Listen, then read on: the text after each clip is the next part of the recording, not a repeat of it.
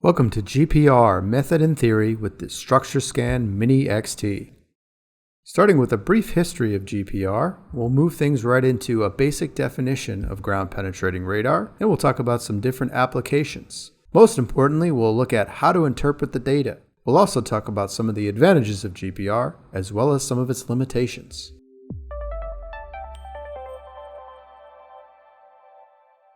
Starting at the beginning in 1887, Heinrich Hertz notes that radio waves are reflected by some materials but can travel through others. In the 1920s, radar was researched by the US and the UK and Germany for military applications. Scientists note that the speed of electromagnetic energy through air can be measured. In the 1940s with the bomb, EM energy is now being used to penetrate deep underground. Scientists note that the receive time and signal strength will vary based on the distance as well as the material type. In 1970, GSSI builds its first commercial GPR unit. And in 2016, GSSI introduces the StructureScan Mini XT. Ground Penetrating Radar, or GPR, is a non-invasive geophysical method that uses electromagnetic waves to create images of the subsurface. The StructureScan Mini XT uses high-frequency electromagnetic reflections. At 2.7 GHz, it's considered to be in the microwave range. All that said, these systems use very low power emissions. In fact, it's less than 1% of the signal strength of your cell phone. These GPR systems are considered to be in the ultra-wide band of frequencies, or the UWB, and that has an upper and a lower limit to it. In terms of frequency, we're referring to cycles per second, and each cycle per second equals 1 Hertz. In this presentation, you'll hear me talk about megahertz or gigahertz. I'm referring to millions or billions of these cycles per second. And this is generally how we define our different antenna systems. Because the center frequency of the antenna will produce different results in terms of depth penetration and resolution. GSSI produces a variety of different antenna systems, ranging in frequency, from very high frequency systems like the Mini XT to very low frequency systems, all the way down to 100 megahertz. Let's take a look at this StructureScan Mini XT data. You'll see from this particular data set, we get very high resolution data. The trade-off is going to be depth. If we wanted to go deeper with GPR, we would use a lower frequency antenna. With the lower frequency, we get much deeper depth penetration, but in this case, we sacrifice that resolution. Generally speaking, you want to be looking for larger objects the deeper you go with GPR. Taking a look at this StructureScan Mini XT data, we'll see that we have a series of these hyperbolas. Each one of these hyperbolas represents an individual piece of reinforcement, in this case, likely rebar. Try to imagine you cut the slab in half and you're looking at the side wall of it. You're seeing all the different layers. If we look at this 400 megahertz data, we get a similar effect. We have a hyperbola over here, representing likely some sort of utility, but we also have this white line that goes across the data horizontally, and in this case, it's likely representing the interface between different soil layers. Almost as if you dug a trench and you're looking at the side wall of that trench, viewing all the different layers. If we were to look at the electromagnetic spectrum, we would note that GPR transmits in a very specific range, sharing other forms of electromagnetic energy, such as cell phones and two-way radio. Because we're not the only source of electromagnetic energy sharing that real estate, we have to prove to the FCC that we're not interfering with other transmissions in that range. So much like submitting a new drug to the FDA, we must submit all of our antenna systems to the FCC for approval. Because we have to keep our antennas at a certain power output threshold, we tend to accept interference on our end. You may notice that if you're operating GPR near a cell phone tower or operating a two-way radio, you might see some of that interference in the GPR data.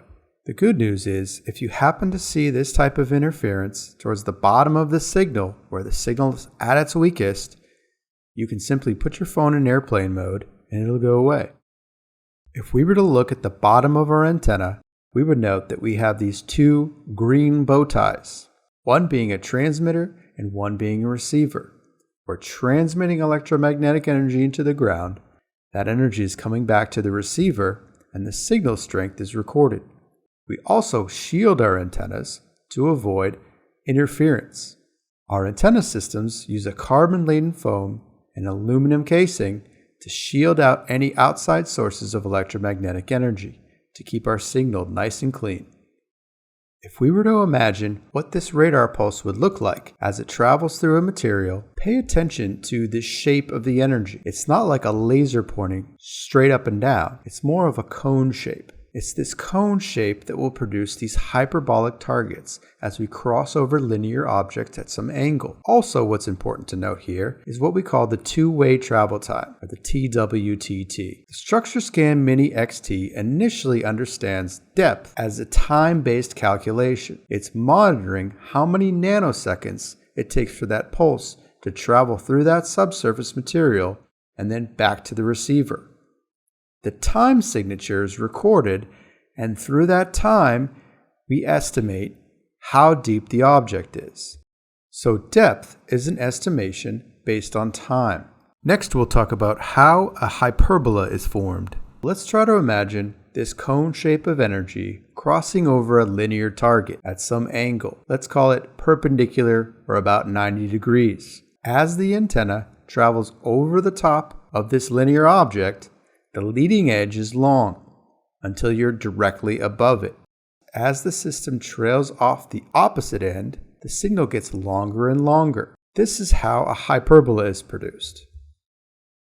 Initially, the system understands the data as a series of these scans all stacked together. Now, if we were to draw a line down the middle of this scan, it's simply a binary. It's either going to the left or the right, depending on the speed of the energy. Now, instead of looking at a bunch of wiggly lines on the screen and trying to make an assessment, we add color and pixels. In this case, we define anything with a positive amplitude reflection as this white color, and anything with a negative amplitude reflection as this black color. And a little bit later in the video, we will break down what these colors actually represent. In other words, we could look at the color pattern of these hyperbolas and determine whether it's metallic or air-filled. Let's look at this concrete data and break it down to its elements. As we cross over the top of this concrete surface, the Mini XT is tracking our distance with the survey wheel encoders. Depth is a measurement based on time. Imagine we have a piece of rebar coming straight out of your screen at 90 degrees. As we cross over the top of it at some angle, we get a hyperbola. The top of the object, or the interface between that metallic material and the concrete above it, is where we want to put our cursor. This allows us to calculate the depth. The question now is where to place that marker. We want to make sure we can move our cursor to precisely where the interface is with that rebar. The best way to do that is to find the first strongest color. Now here's where it gets a little confusing. In this case, with a metallic material like rebar, the color pattern we're looking for is this black, white, black. Let's talk about our oscilloscope. To the right, we have what's called the O-scope, or the oscilloscope. This is a visual representation of basically what we're seeing in our line scan, just displayed differently. Our line scan represents colors and pixels. The O-scope is either going to go to the right or the left. If it goes to the right, it's positive. If it goes to the left, it's negative. In this case, our horizontal cursor lines up with the brightest point of the white, which also happens to line directly with the O-scope on the right side as it goes to the right. Our line scan is displaying the brightest white, and our O-scope is displaying the strongest pulse to the right. If we look at the table at the bottom, we can see that the positive amplitude should be labeled as white. If it's positive, it should go to the right, just like the O-scope is doing. So in this case, everything checks out. Next, let's talk about the dielectric constant. Every material under the sun has a dielectric between 1 and 81. The only exception to this would be metal.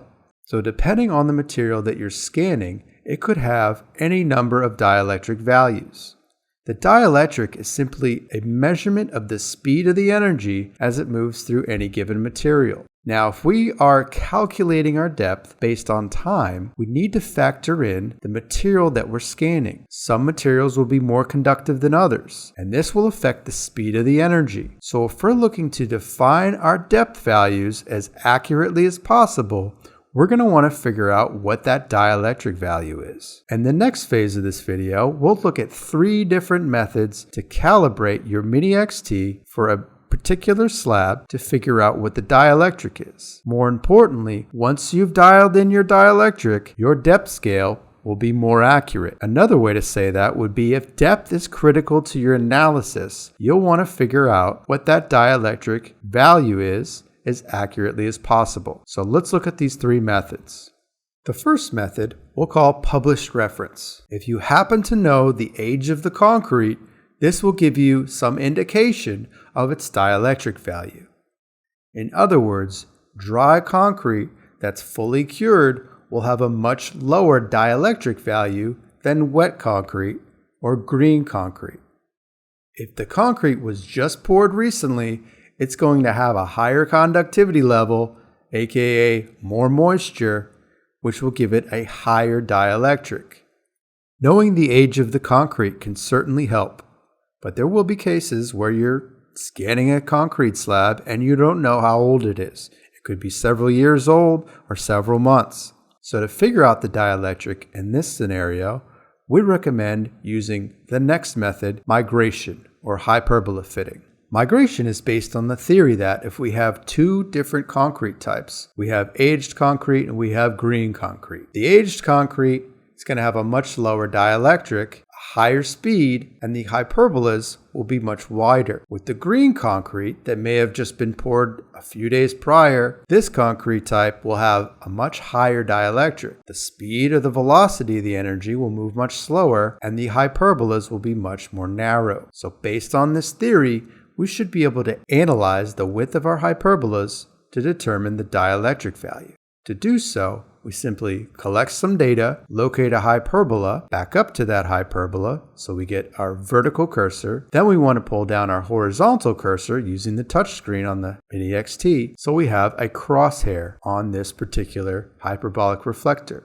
Next, we want to pull up our hyperbola fitting tool. From here, we can adjust the width of that hyperbola until it matches the actual data. By doing so, we're telling the Mini XT how to properly calibrate for that particular slab. The third and most accurate method is called ground truth. The requirement for this is that you have an object that you can physically measure. Let's say we have a piece of rebar sticking out the side of the slab. Since we can see it, we can measure it. If we stick a tape measure down, we may note that this particular rebar is about 7 inches deep. Next, we'll roll our Mini XT over that feature and see what depth it's reading. We know the depth is 7 inches, but the Mini XT thinks it's more like 5. All we need to do is move our cursor down and then set the depth to the correct value, which will tell the system how to properly calibrate for depth. This is called ground truth. Now, this is not always a luxury you'll have on every job site to be able to physically measure these targets, so for that reason, we recommend hyperbola fitting for most scenarios. Now let's look at the difference between material types. For all intents and purposes, we have metal, air, and water. Assuming the second 2 are plastic, the radar itself is more likely going to react to the contents of those 2 pipes as opposed to the plastic surrounding them. Let's start with metal, the most extreme example. If our concrete has an average dielectric of say 6.5 and we're traveling through that material, in this case concrete, and we encounter a metal object, the dielectric is going from a low number to a high number, which is a positive change. In this case, the first strongest color is going to be white. The color pattern we're seeing with this metal object is a black, white, black pattern. Again, if we look at the O-scope, we're getting a similar result, just visualized differently. We're getting a left, right, left pattern on our O-scope, which correlates with that black, white, black if we're using the color table you see here. With an air-filled pipe, everything's inverted because we're going, in this case, from a high number to a low number, which of course is a negative change. Our color pattern here is a white, black, white. And of course our O-scope is going to go to the right, then to the left, and then to the right, the strongest being to the left. With this air-filled feature, we're seeing a strong negative reflection as compared to metal where it's positive. The last example here is a PVC with water in it. Similar to metal, we're going from a low number to a high number, again a positive change, but in this case, it's not going to be as bright as the metallic object. Metal is always going to ring like a bell just because it's such an extreme change. We're going from a very low dielectric to an extremely high one. The larger the dielectric change will produce a brighter, stronger reflection. A smaller change will produce a weaker or dimmer reflection. This next slide has a number of things I'd like to point out. First and foremost, you can see here that we have about 5 different hyperbolas, likely representing metallic reinforcement. Directly above that, we also have this less prominent hyperbola with a white, black, white pattern. This one represents an air-filled PVC. But the other reason we're showing you this slide is to illustrate what we call focus mode. Now, to the untrained eye, you might look at this slide and assume that you have another row of reinforcement down here, when in fact, what you're actually seeing is the tails of this top mat of rebar are so long that they are giving the illusion that you have another row of reinforcement down here. What focus mode does is it attempts to collapse the tails of these hyperbolas, and in this case, revealing what was otherwise obscured, the slab bottom. One of the other common adjustments we'll make when collecting data with the StructureScan Mini XT is adjusting what we call gain. Now gain, try to imagine, is just like turning up the volume of the signal. If we use the auto gain feature, this one button press function will take a weak signal that naturally gets weaker as it gets deeper and counteract that with a gain algorithm to give us a brighter, better contrasted image. If we want more control over our gain, we may choose to use what's called manual gain. With manual gain, we can take a weak signal and incrementally adjust the decibels to add more contrast. Important to note, you have to be mindful not to do what's called clip the data. Anything outside of these vertical lines is technically removing that information from the record. We call this clipping. You can also adjust what's called scan density. With scan density, you can, by adjusting the number of scans, stretch the data left to right. You may want to increase the scan density if you're looking for something particularly small. Now let's look at 2D versus 3D. With 2D data collection, or what we call real-time markouts, we are collecting data in one direction and picking up anything linear that's going perpendicular. So as we back up the cart and bisect a hyperbola, we then use the lasers to mark the concrete. We then put an X in the middle, representing where the antenna was directly above that object. With 3D, we're taking a more comprehensive approach to this design by collecting more scans with a higher density, tighter spacing in both directions. What we get as a result is a 3D image. In this case, we've collected a 2 by 2 foot area with scans running at 2-inch spacing. On the Mini XT, this enables you to then slice down through that image and review all the different layers. Once you've collected all your data in the field, you may want to download that data to your PC and create a report. With Radon 7 desktop software that we produce at GSSI, you're able to apply filters, change the colors, and a number of other processes, ultimately creating a comprehensive report for your client.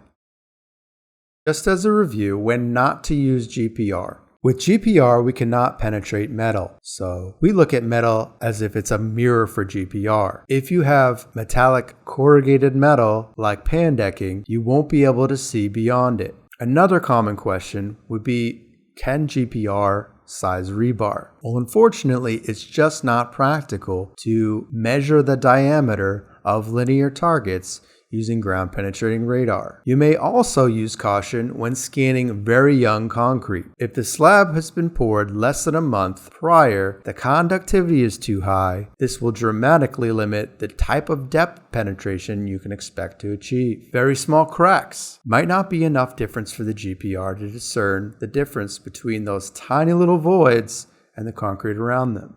You may find yourself tasked with scanning an extremely small area. We advise that you collect the most data possible in the time that you're given to make the most informed decision. Spread out, view your environment, and see if there's any contextual clues that might help you in understanding what's going on in the concrete. You may not have access to the surface of the slab. If you need to get to the concrete, low-pile industrial-grade carpet should be fine. But what you want to look out for is thicker carpet that may have some kind of foam padding that'll produce too much of an air gap for the GPR to really do its thing. Some questions to ask your customer. Always good to ask, what are you looking for and how deep it is? This will help you determine which equipment set to use. If they're fairly shallow, within the first 2 feet, the StructureScan Mini XT will do just fine. If you're required to go much deeper than that, you may consider a larger, lower frequency setup.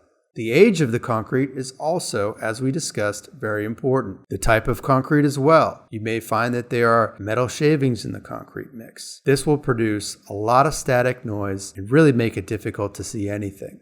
As we mentioned, you'll want to check out what the surface of the concrete looks like. Any type of carpet or rubber foam membrane. If you can poke your finger through it, there's probably too much of an air gap. Certain finished floors can cause issues. You may find that after inspecting and drawing out all your targets on the surface of the concrete, that you may want to move the proposed hole. Also good to note is how big of an area you're looking to cover, as well as asking upfront, is there anything else I should know about the job?